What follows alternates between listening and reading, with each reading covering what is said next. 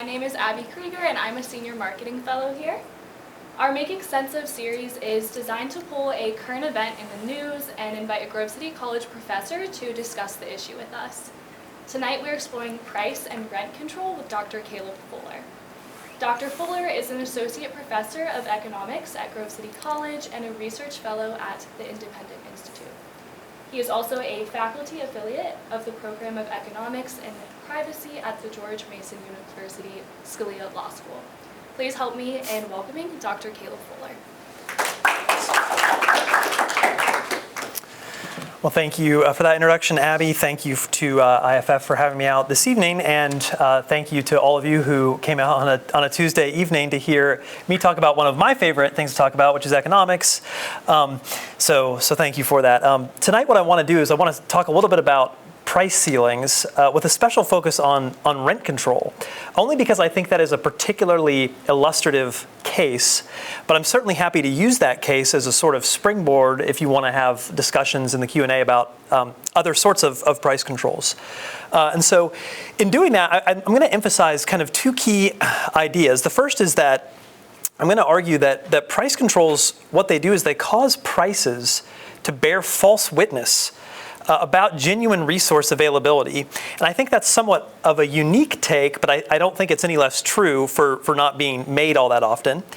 And then secondly, I'd like to show that the consequences of that deception are really as strange and as varied as they are devastating. And I think that aspect gets a little bit less play as well, how weird some of the consequences of price controls can be. So let's just dive into this. It seems to me, and to many economists, that really, as with cats, there's a sort of 9 lives principle that governs the persistence of bad economic policy.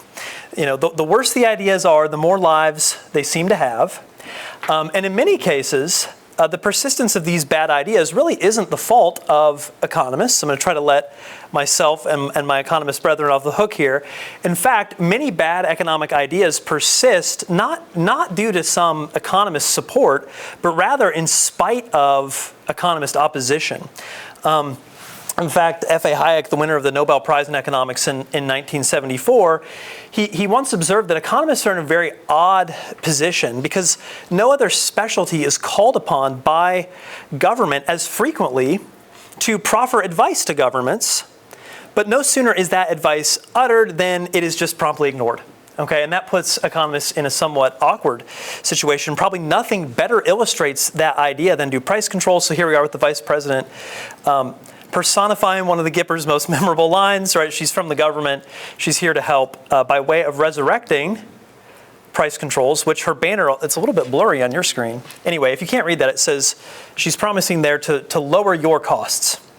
Okay, so I want to spend just a few minutes with you tonight really scrutinizing that claim. Is it possible for government to lower costs by way of or through the means of price controls?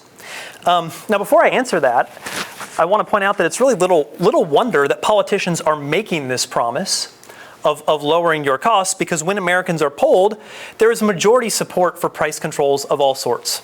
Okay, that puts you in the majority position of Americans if you are in favor of the sorts of policies that the vice president is promoting there. So citizens are in favor of banning hidden fees, of requiring pharmaceutical companies to charge lower prices, requiring producers to putting a cap on the price of insulin, capping late fees on credit cards, and many other versions of price controls that appear regularly when we poll people. We try to get a sense of their attitudes on this. Okay.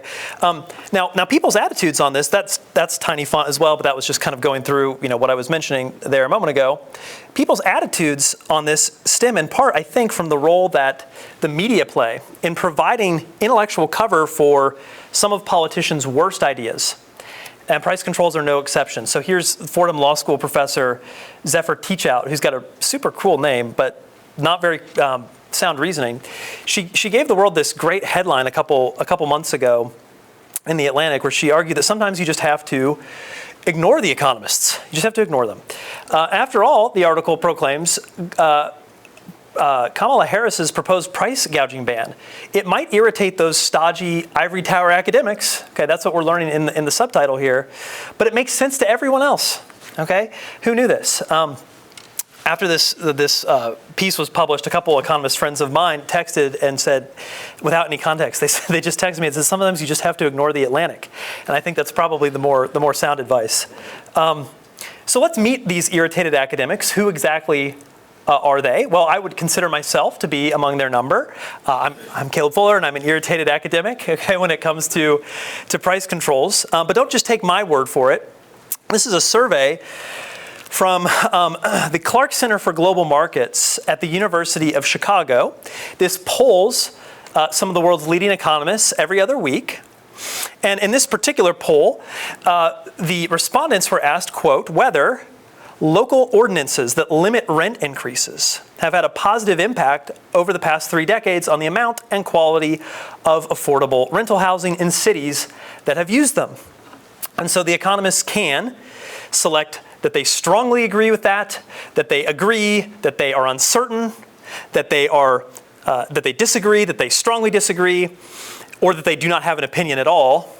And as you can see from these results here, economists overwhelmingly disagree with this statement. Again, the statement being that some version of a price control as it pertains to housing units is going to either increase the quantity or the quality of housing. Okay, so economists, they reject this pretty much across the board. And so while it's a kind of popular trope to argue that economists never agree with one another, okay, that's in fact not true. When economists aren't being accused of never agreeing, they're being faulted for their groupthink, right? As Teach Out did in this Atlantic piece. You guys just got to ignore those guys, right? They're subject to this kind of groupthink. Okay, now, what explains the opposition that economists have to the policies that Vice President Harris is promoting, the price controls? In a nutshell, it's that economists have had a long period of time to observe the consequences of price controls, and we do not believe that economic law is just going to, get up and go on vacation after all these years of frustrating the plans of price controllers. So as just one example of this, here's a mid-20th century scholar, John Willis, who is pointing out that we have evidence of rent control, analogous to what we have in New York City today. We had that around the time of Christ, okay, promulgated by the Caesars throughout the Roman Empire. But we can actually go back much further than this, believe it or not, when it comes to this policy. So here's a great little book that I commend to all of you by Robert Schuninger and Eamon Butler. And what they document in this great survey of price controls is that we have good evidence of price ceilings in ancient Sumeria as far back as the 2300s BC, okay? Likewise, we're all familiar with, I'm sure, the Code of Hammurabi, okay, king of Babylon. And a large portion of the Code of Hammurabi has to do with regulations pertaining to price. Okay, so there are both price ceilings and price floors in that famous document. We can find examples across the ancient world, right? Ancient China, ancient India as well. So as I alluded at the beginning, I really want to focus for a few minutes on a particular type of price control, which is a price ceiling. And I want to focus on a particular type of price ceiling, which is rent control.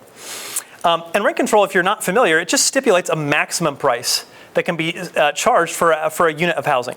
Okay, that's all it is. Now, to understand why economists have such a visceral negative reaction to this idea, it's important to understand how markets operate generally when there is no rent control in play, which means talking for just a couple moments, I'm going to keep it really brief, about supply and demand. Okay, so I'm sure I don't need to tell people that come out to an IFF event that economists begin by recognizing that prices are not arbitrary numbers that are just tacked on to the side of things that we buy. They're not just tacked onto the apartments that we want to rent. They're not annoying obstacles that just prevent us from getting more of the things that we want. Okay, that, by the way, really is the messaging of politicians who promise to lower our costs by imposing price ceilings, right? Hey, those annoying things that get in the way of the things that you want to have and achieve, we'll just get rid of those, okay? Rather, what economists emphasize is that prices, they reflect a relationship between the demand and supply of some scarce item, or simply put, between desirability, that's another good word for demand, and availability, that's another good word for supply. Okay, so when a housing unit or any other goods desirability increases relative to its availability, when demand increases relative to supply, then its price rises if we don't have rent control. And that price increase is not arbitrary, and it does not simply represent a transfer of wealth from renters like you and I to landlords. Rather, what it does is it provides important incentives for people to change their behaviors. So, for example, people that are looking to rent, when the price of housing goes up, it's not like they just get thrown out on the streets, okay? Instead, what they do is they find creative ways of economizing on that space. So maybe they find roommates, or an elderly widow moves back in with her children, or maybe a recent college grad that didn't go to Grove City and thus doesn't have a job yet, okay? Maybe they move back in with their parents, right? They figure out these ways of economizing on space, okay? Other folks maybe move out of the city. They're willing to then commute into the city and spend time in the car as opposed to paying the higher price, okay? More important than all of those adjustments, however, is the fact that if the price of housing rises, that sends a message, a signal to entrepreneurs that it's profitable to build more housing, okay? And so with more housing being built, the supply of housing increases, and the price of housing eventually comes back down. And so, as I tell my students, high prices in the short run are the cure for high prices in the long run. I'll say that again. High prices in the short run are the cure for high prices in the long run, because high prices invite supply, and supply drives prices back down. Or as many economists just summarize that whole process by saying something like freedom works. Okay, there's this self-regulating process when it comes to prices. Now, because I believe that prices communicate to market participants about the relationship between desirability and availability, I believe that it is analytically fruitful to categorize prices as a form of speech. Okay, again, prices communicate about the relationship between availability and desirability, and thus prices are a form of speech. And this is why I contend, and I'm sure I'm very much in a minority here, I contend that price controls really run contrary to the spirit of the First Amendment to the United States Constitution. Let's remind ourselves what the relevant portion says. It says, Congress shall make no law abridging the freedom of speech or of the press or of the right of the people to peaceably assemble, and so on. I'm sure you remember the rest. But in fact, this abridging of speech is exactly what happens when rent control or any other price control does not permit the price of something to reflect the genuine relationship between what demanders want to buy and what sellers are willing to sell. Okay. Another way to think about this is that rent control or any price control violates the ninth commandment, or as it's probably better referred to as the ninth word. What does the ninth commandment say? Well, the English Standard Version renders the ninth commandment as you shall not bear false witness against your neighbor. But once again, rent control does exactly that. Okay, it causes the price of housing to bear false witness about the relative scarcity of housing space. Specifically, it makes housing appear artificially more abundant than it actually is. Okay, it is a lie. All right, so freedom works to regulate costs, but price ceilings do not do this. And as with more garden variety lies, rent control can have some pretty severe consequences. And to understand these consequences is really to get at the heart of why it is that economists have such a immediate, visceral negative reaction to this policy proposal. Okay, if you've taken an Econ 101 class and you've learned about price controls, then probably the first thing your professor points out is that rent control creates a shortage, okay, which has a really technical definition in economics. Okay, it just means that at that price, people would like to buy more units than sellers are willing to sell at that price. Okay, I think too often what happens is that a professor will stop the exercise there, leaving people with the impression that a shortage is kind of a dry, analytical, blackboard exercise that doesn't have a whole lot of relevance to their own life. Okay, I think it's kind of boring when it's presented that way. I like to tell my students that every shortage is really a human interest story in disguise, and you just have to find the human interest angle. So here's one of my favorite examples of that. In Paris, so there's the Eiffel Tower. After World War II, the economist Bertrand de Jouvenel, he reports on a very strange consequence of Parisian rent control.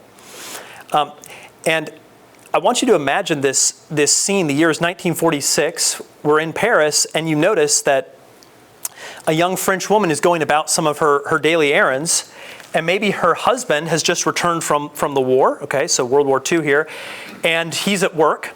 And you're watching her, and you see she takes out a small notebook, and she jots something down in it. And then she starts across the street. She has a very clear purpose in mind. You can tell this. And up ahead of her, there's this elderly gentleman with a cane. And she's kind of keeping her distance from him, but she's watching him very closely. He goes into his cafe, and then she sits down on a bench outside and takes some notes. He comes out of the cafe, and then she gets up and starts following him again. Okay, so she's clearly stalking this guy. What's going on? This behavior is very strange.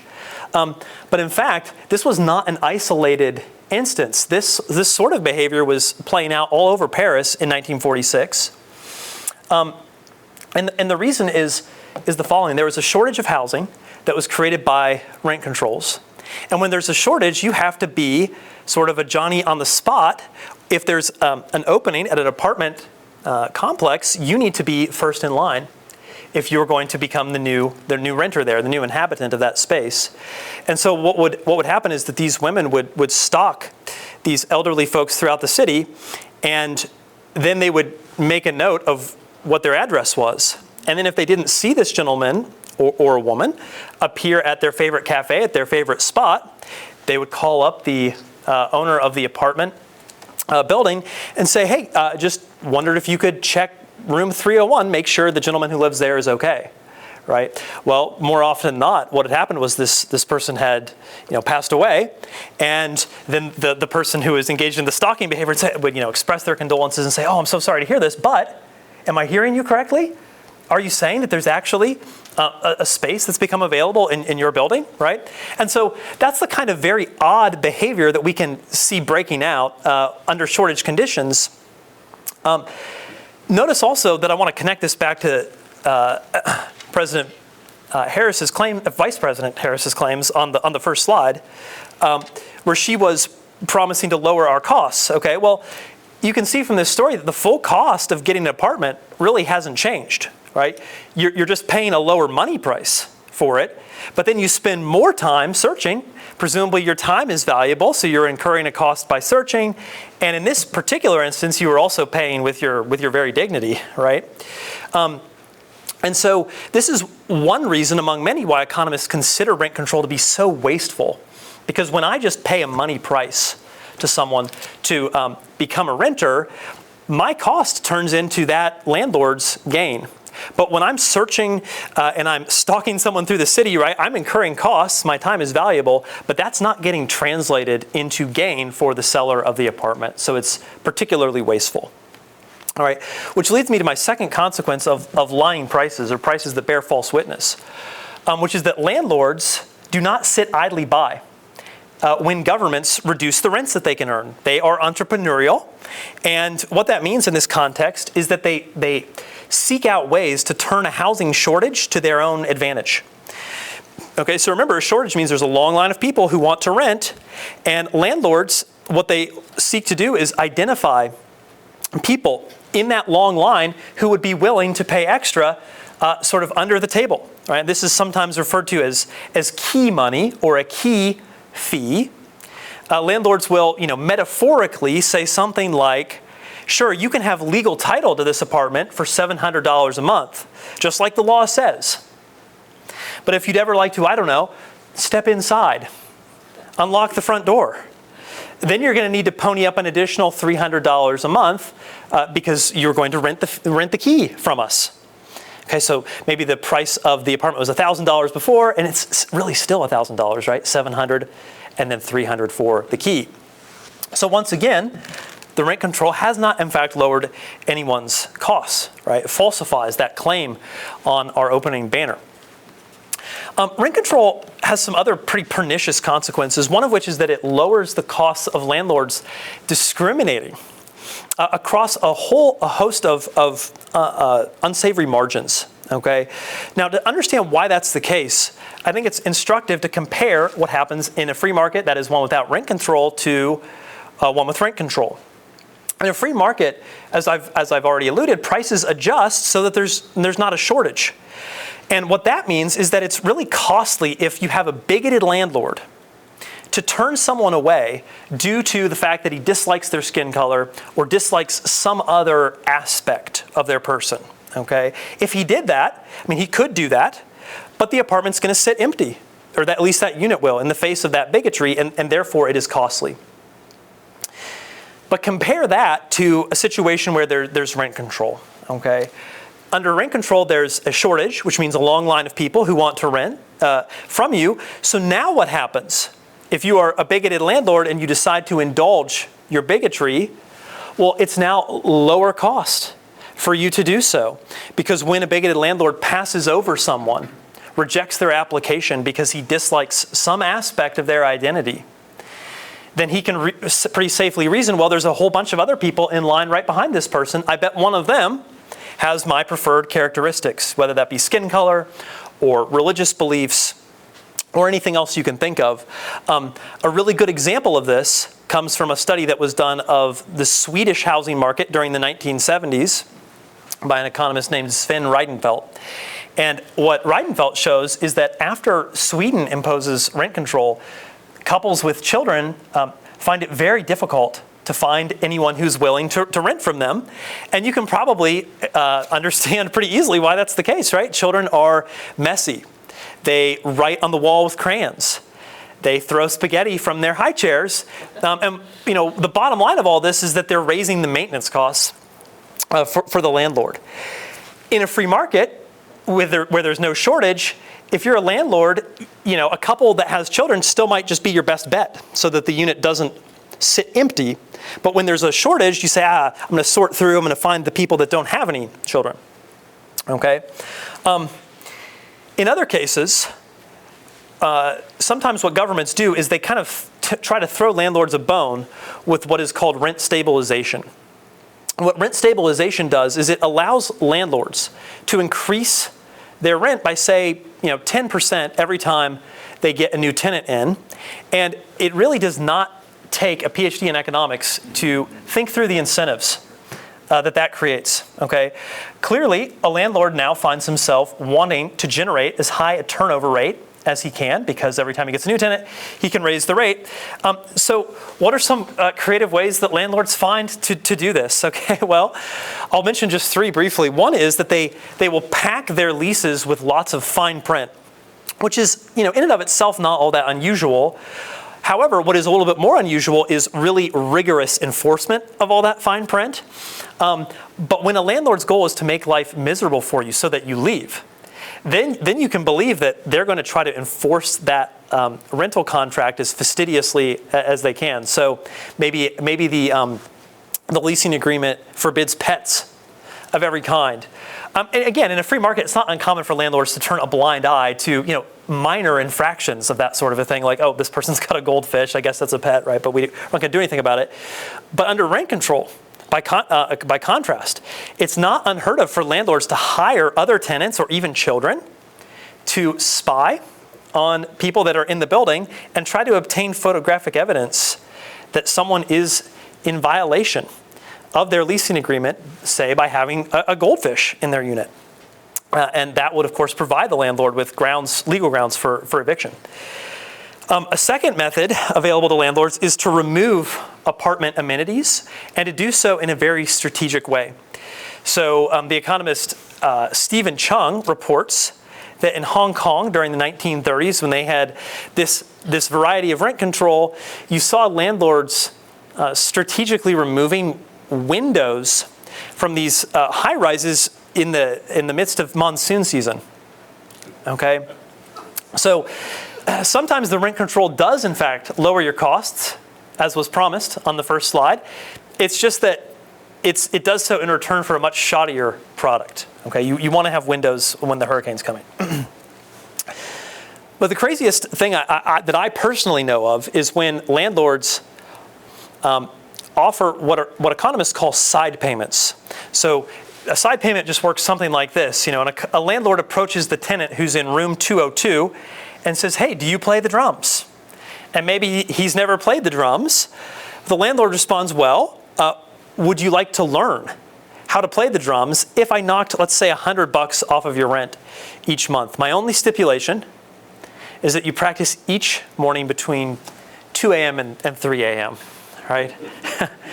So sure enough, we have a budding drummer on our hands, and it's not long before the people in room 102 and 302 are saying what is going on. They go and they complain to the landlord, and the landlord says, "Yeah, I can't believe someone would engage in that kind of behavior. Let me go talk to him." So he goes and talks to him. He says, "Keep up the great work. We're almost there, right? Your commission will be in the mail here soon." And before long, the tenants that are surrounding this guy are packing their bags for greener pastures. So once again, the costs are lower, but you are in fact paying with your sanity in this case. Just for the sake of time, I'm going to skip this slide and conclude by saying that everything I just talked about has to do with the way that people adjust their behavior in the short run. But if we look over the long run, the consequences of rent control are even more devastating. And that's simply because if you are a landlord owner, it does not make sense to continue to maintain your building, which requires you to incur costs, in order to receive this reduced rate of return on your investments that the government is forcing on you. And so in extreme cases, landlords have been known to abandon their buildings altogether. It's better to flee and maybe assume a new identity in the Caribbean than get repeatedly taken to the cleaners by a rent control ordinance. And if you think landlords are bad, just wait till you see no landlords, okay? Because that's the same thing as saying no owners. And saying no owners is the same thing as saying no one has an incentive to care for this building. And so, again, in the extreme case, what happens is the building, collapses into a heap of rubble. Or the landlord, tosses in a torch on his way out the door, right, because he wants to collect the insurance payout. And so rent control is highly correlated with acts of arson in New York City. And that is not just a correlation, that is in fact a causal effect. And so this is what led this very, by the way, left-leaning economist Assar Limbeck to observe in the 1970s. That rent control appears to be the most efficient technique to destroy a city, except for bombing it. And for a while, people thought this was kind of hyperbole, until a couple of economists sought to verify this claim by testing people's ability to distinguish photographs of buildings that have been subjected to rent control versus those that have been hit by bombs in World War II. And so if you want to ask me about this book, I'm happy to talk about this after my talk, but here's just an example of 4 of these pictures. Now these pictures are of course grainy, it's an old book. But this first picture that we're looking at, that is a result of rent control in the Bronx, okay, as is this, followed by buildings that were bombed in Western Europe during World War II. Okay, so it turns out that Limbeck's observation was not, in fact, hyperbole, at least when we consider severe enough rent control and when we consider the long run. Oops.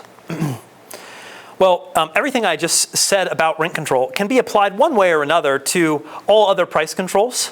And so I'd be delighted to continue this conversation with you now, of course. But if you're anything like me, you'll think of your question like right as you're drifting off to sleep tonight. So if you have a really burning question that you want to ask, happy to continue the conversation over email. There it is. But thank you for your time, and happy to take any questions you have.